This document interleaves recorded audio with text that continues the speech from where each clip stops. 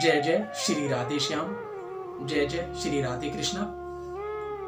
ठाकुर जी महाराज जी की कृपा से, श्री सतगुरुदेव महाराज जी की करुणामयी कृपा से हम फिर अपने प्रसंग लेकर आपके सामने उपस्थित हुए हैं। जैसा कि हमारा उद्देश्य, हमारे संकल्प कैसे ना कैसे करके, किसी भी तरीके से कैसे ठाकुर जी के चरणों से जोड़ा जाए, कैसे ठाकुर जी के चरणों से लगन लगी हो और कैसे जीवन में मिलने वाले दुख या समस्याएं, अलग अलग कष्ट क्यों ना इससे निवृत्ति पाई जाए।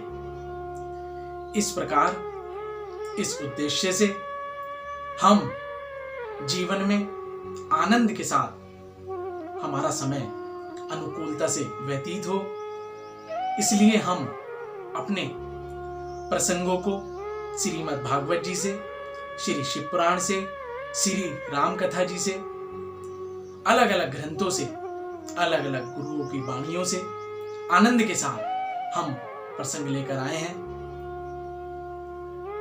आज का हमारा प्रसंग है कैसे इष्ट देव बनाए जाएं। हमारे जीवन में एक ही इष्ट देव हो जिनसे हम अपने मन की बात कह सकें, अपने मन की व्यथा, अपने दुखों को सुना सकें। जैसा कि जीवन में एक ही इष्ट देव होना उचित होता है। आज हमारा यही प्रसंग है कि इष्ट देव कौन। यदि कोई पूछे कि हमारे इष्ट देव कौन है, कैसे पता लगे, हमें तो जानकारी इसकी है नहीं। यदि कोई सज्जन या कोई जिज्ञासुजन ऐसा कहे तो उसका हमारा यही उत्तर है उसके लिए कि इष्ट देव यानी जो एक हो। एक कैसे? जैसे एक पत्नी जी के एक पति, पत्नी जी संपूर्ण परिवार में सभी पुरुषों की सेवा करती हैं। किन किन पुरुषों की?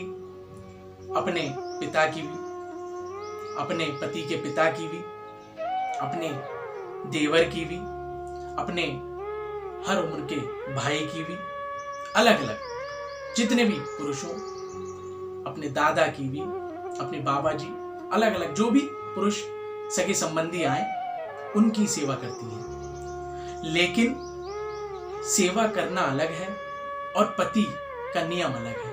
यानी पति तो जीवन में एक ही कहलाएंगे। ऐसी पति के लिए है, ऐसे पति जी के लिए भी है कि संपूर्ण परिवार में पति जी सभी नारियों की, सभी माता की, बहनों की, सबकी सेवा करते हैं।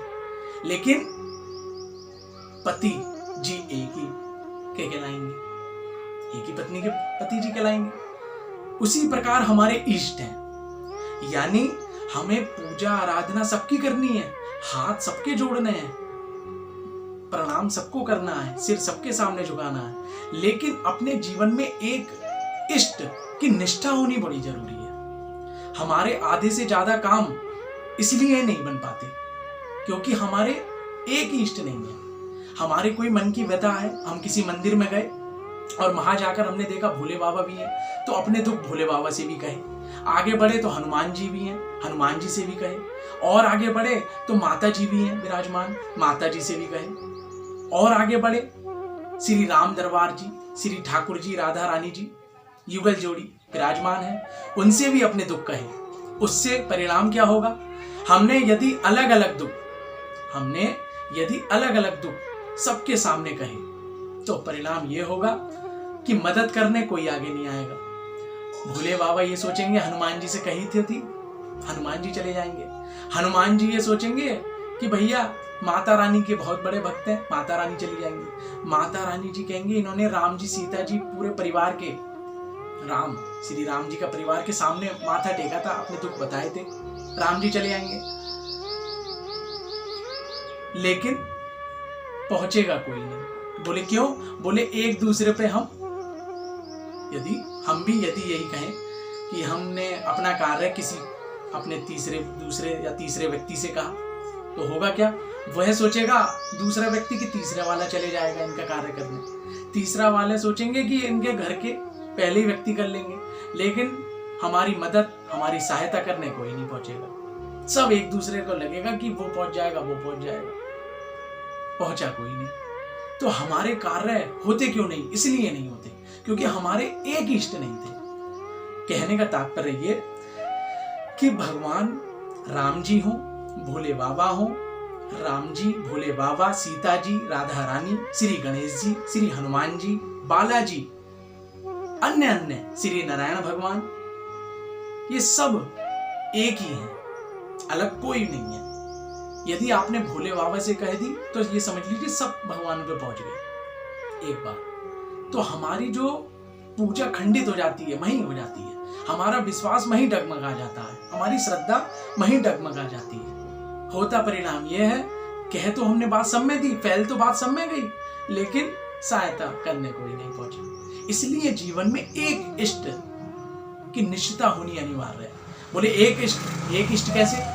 एक इष्ट यानी भाई कैसे पहचाना जाए इष्ट को?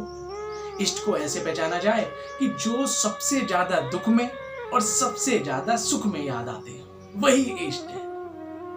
अब किसी के भोले बाबा भी हो सकते हैं, किसी की माता रानी, किसी के बजरंगबली, किसी के बालाजी, ये जितने भी विभिन्न रूप हैं ठाकुर जी के, ये सब एक है। जिन्हें ठाकुर जी अच्छे लगते हो कन्हैया, वो कन्हैया को पूजे, जिन्हें गणेश जी अच्छे लगते हो गणेश जी को पूजे, लेकिन जीवन में एक इष्ट हो, अनन्य इष्ट ना हो, यानी खूब सारे नहीं है, एक ही है।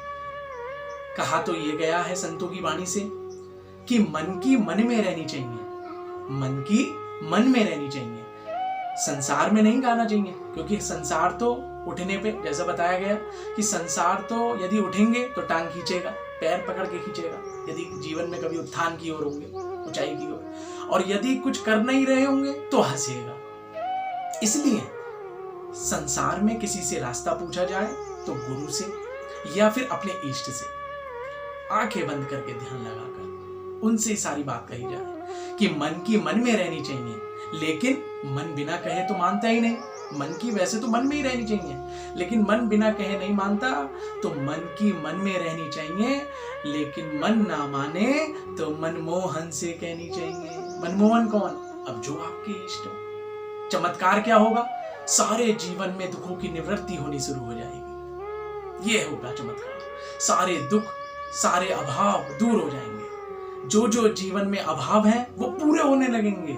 चाहे धन का अभाव हो, चाहे कोई रोग लग गया हो, कोई बीमारी आ गई हो, या परिवार में प्रतिकूल बना हुआ हो, अशांति हो, तो वे सारे कार्य ठाकुर जी पूर्ण करने लगते हैं एक इष्टता से, एक इष्ट देव की भक्ति से। इसलिए हम यही कहेंगे, एक इष्ट हो जीवन में, जो कि जीवन में सारे दुखों की निवृत्ति करे, सारे कष्टों को हमारे हर ले। आज की वीडियो को हम यही विश्राम देंगे। जय जय श्री राधेश्याम।